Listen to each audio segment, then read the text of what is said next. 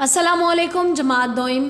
उम्मीद करती हूँ आप सब खैरियत से होंगे और वीडियो लेसन्स को देखते हुए अपना काम अच्छी और प्यारी लिखाई के साथ मुकम्मल करके गूगल क्लासरूम पर भेज रहे होंगे। गुज़श्ता रोज़ हमने काम किया था, वो क्या था? हरूफ जोड़े, जिनमें हमने कौन से हरूफों के साथ लफ्ज़ों को जोड़ के लिखा था।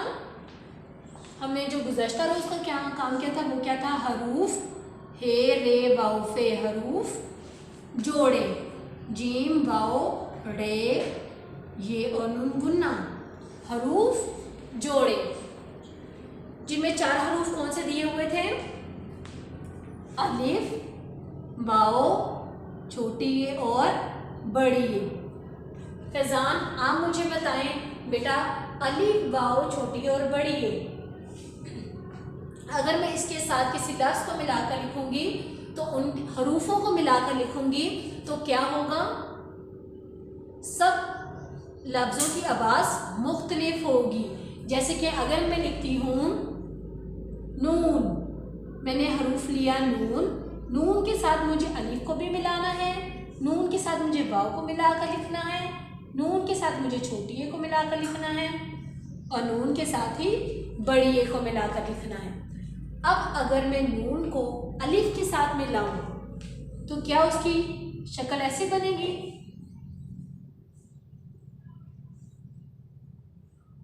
पहले छोटी शक्ल नून की और फिर उसके साथ क्या मिल जाएगा? अलिफ, नून अलिफ ना। मरियम बेटा आप बताएं क्या आवाज निकलेगी नून और अलिफ की? नून अलिफ ना। उसी तरह जब हम नून को वाव के साथ में लाएंगे, उसी तरह जब हम नून को वाव के साथ मिलाएंगे तो क्या लफ्ज़ बनेगा? नून वाव।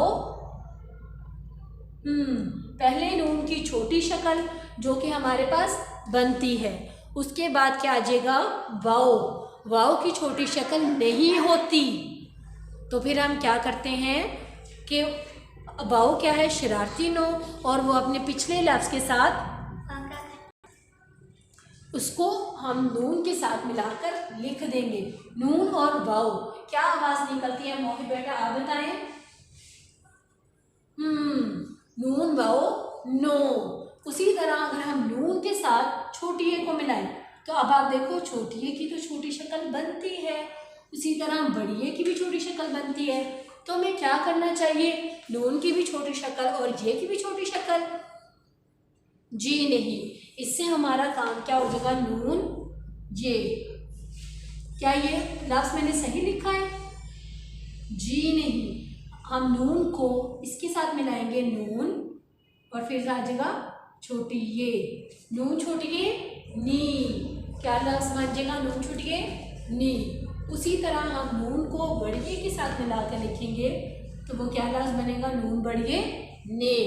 अगर हम आखिरी हरूफ लिखते हैं, किसी भी लफ्ज़ का आखिरी हरूफ जब भी हम लिखते हैं तो वो उससे क्या होता है? वो पूरा का पूरा आता है। आज हम एक नई चीज़ सीखेंगे, वो क्या है? भारी हरूफ। हम पढ़ते हैं अलिफ, बे, पे, ते, टे, से, लेकिन आज हम पढ़ेंगे भ, फ, थ, थ, स। मतलब हर हरूफ के साथ अगर हम दो चश्मे हे लगा दें तो उसकी आवाज़ क्या बन जाएगी? भारी। उसकी आवाज़ क्या बन जाएगी? भारी। जैसे कि मैं लिखूं बे, तो बे की बाहरी जो हरूफ है वो क्या बनेगा? भ। जैसे कि बे से क्या बना है? बे के साथ दो चश्मे हे मिल जाएगा, मतलब बे की छोटी शक्ल और साथ उसके दो चश्मे हे, बे है भ। उसी तरह जो पे है, पे की छोटी शक्ल के साथ अगर हम दो चश्मे हे मिलाकर लिख दें तो क्या बन जाएगा? फ। बे बा बिल्ली, भे भा भालू। अब आप देखो कितना फर्क है एक दूसरे में। बे बा बिल्ली और इससे क्या आवाज़ निकलती है? भे भा भालू। एक बे है और एक क्या है? भे। उसी तरह एक लफ्ज़ है पे, जो हरूफ है हमारा वो क्या है? पे, और उसके साथ क्या मिलेंगे? पे फ। पे पा पत्ता, फे फा फूल, पे पा पंखा, फे फा फल। उसी तरह अगर हम देखें तो ते ता तितली, और ते से कौन सा लफ्ज बन सकता है? तरबूज, तेता ताला। अब आप देखो ते की आवाज क्या आती है? ते, और उसकी आवाज क्या आएगी? थ। था नहीं, था जब होगा तो उसके साथ अलिफ मिलेगा, थे अलिफ था। अलिफ मिल जाता है तो क्या आवाज आती है? था। ते दो चश्मी है और साथ ही अलिफ, थे अलिफ था, और ये क्या है? थ।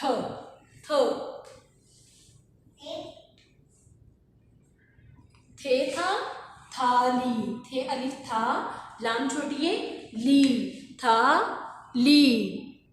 अगले लफ्ज पर जाएंगे जो क्या है? टेटा टमाटर, टेटा टोकरी, और टे से कौन सा लफ्ज बनता है? ठेठा ठेला, जिसके ऊपर आदमी चीजें लगाकर खड़े होते हैं बेचने के लिए, वो क्या बन जाता है? ठेठा ठेला। अगर हम जीम को देखें तो जीम की भारी आवाज क्या होती है? झ। जीम के साथ दो चश्मी है मिल जाएगा तो झ। जीम जा जूता, झीम झा झाड़ू, जीम झ झंडा। जीम से तो जूता बन गया, और जीम से क्या बना? झाड़ू, जो कि आपकी अम्मी सफाई करने के लिए इस्तेमाल करती हैं। और जीम से क्या बनता है? जीम झा झंडा। उसी तरह अगर हम देखें चा चांद, चा चाबी, चा चूजा। उसी तरह छे से क्या लफ्ज बनेगा? छे छ। छे का वैसे मतलब होता है छे, गिनती का ये लफ्ज है छे भी बन सकता है, छुरी भी बन सकता है, छतरी भी छुरी, जिससे हम क्या करते हैं? सब्जियां काटते हैं, फल काटते हैं, खाना बनाने के लिए हम इस चीज़ों को काटने के लिए हम छुरी को इस्तेमाल करते हैं। छे छ छुरी, छे छा छतरी। अब आप देखो हर हरूफ की क्या आवाज़ निकल रही है? मुख्तलिफ।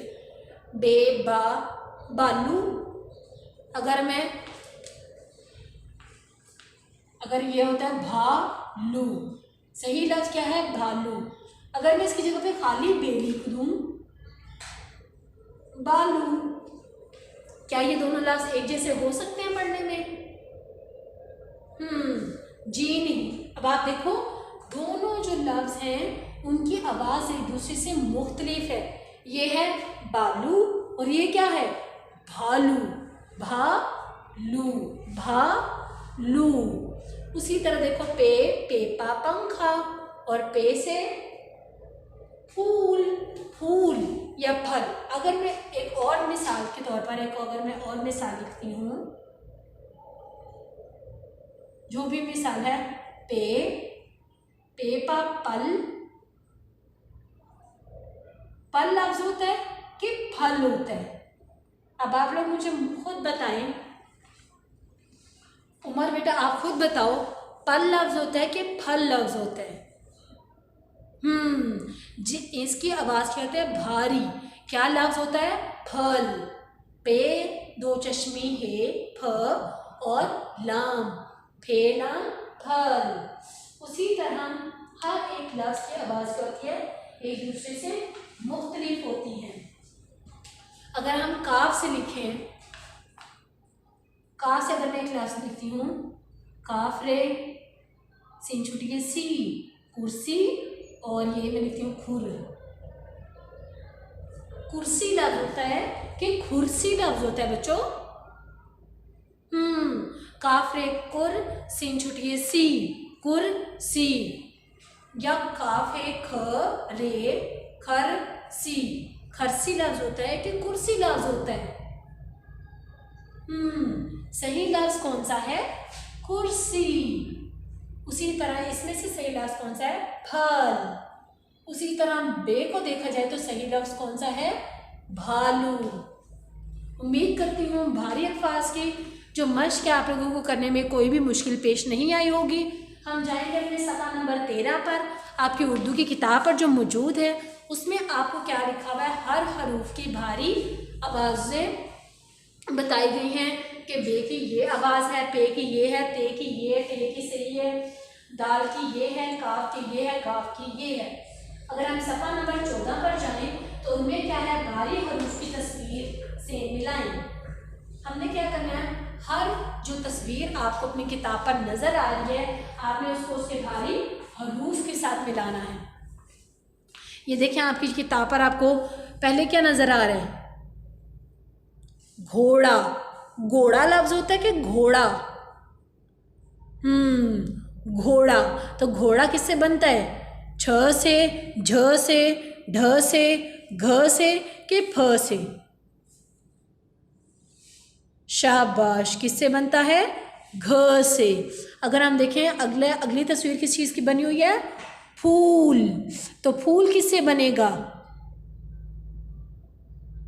पे और दो चश्मी हे के साथ। उससे नीचे वाली तस्वीर हम देखें तो वो किसके साथ बनी हुई है, छ, चे और दो चश्मी हे के साथ। उसी तरह अगली तस्वीर किससे बनी हुई है, झ से। सफ़ा नंबर 14, हरूफ को अलीफ वाओ छोटी और बड़िए के साथ जोड़ें। क्या है, अब हमें बारी हरूफ दिए हुए हैं, हमने उनको अलीफ वाओ छोटी और बड़िए के साथ जोड़कर लिखना है। क्या है, यहाँ पर आपको हरूफ दिए हुए हैं जिनमें क्या है, भ,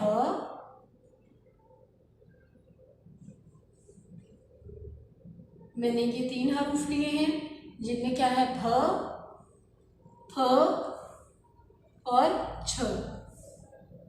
अब हमने इन हरूफों को अलिफ वाओ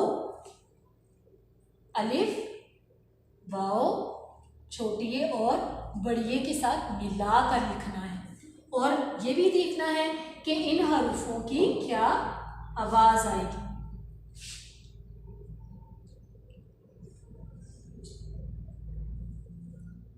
अगर हम बे दो चश्मी हे को अलिफ के साथ मिलाएं, ये है हे, और इसके साथ हम हरूफों को मिलाकर लिख सकते हैं। भे के साथ दो चश्मी हे दोस्ती करेगा बच्चों, शाबाश। ये सभी हरूफ के साथ मिलाकर लिखे जा सकते हैं। भे अलिफ भा, बे अलिफ बा नहीं, भे अलिफ भा। उसके साथ अगला हरूफ क्या बनेगा, जब हम इसके वाव के साथ मिला देंगे तो भेवाओ भू, भेवाओ भू।